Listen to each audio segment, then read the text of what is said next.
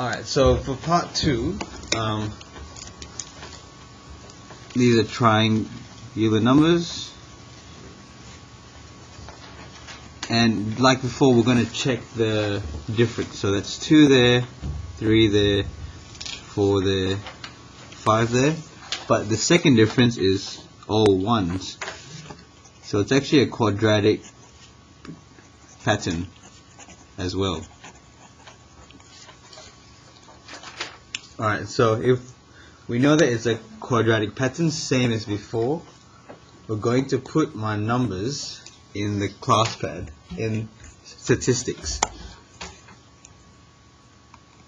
So 1, 2, 3, 4, 5, that's n, and then 1, 3, 6, 10, and 15 on list 2. I go calc, regression, quadratic, boom. Alright, and that gives me 0.5, or n squared over 2 plus n over 2.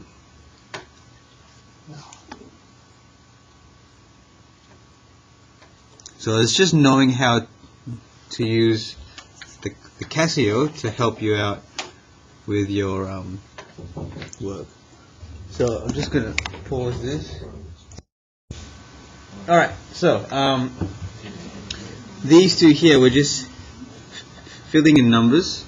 I'm just gonna do SN here. So this one here, you have 21 there, 57, 28, 84, 36, and then 120. So now we have S of n here.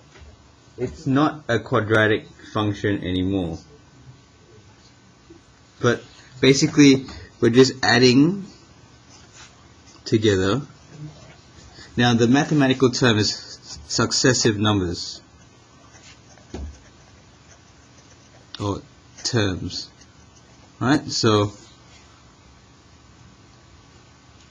4 plus 6, 10, 10 plus 10, 20, 20 plus 15, 35, 35 plus 21,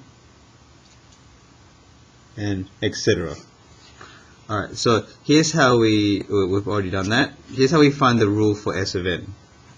So we know, let's just use the first 5. So n equals 1, 2, 3, 4, and 5. We know these numbers are 1, and then 4, and then 10, and then 20, and then 35. Let's check for the first difference.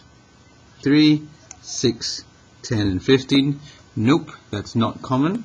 Let's check for the second difference. 3, 4, and 5. Nope. Let's check for the third difference. 1 and 1. So there is a common third difference,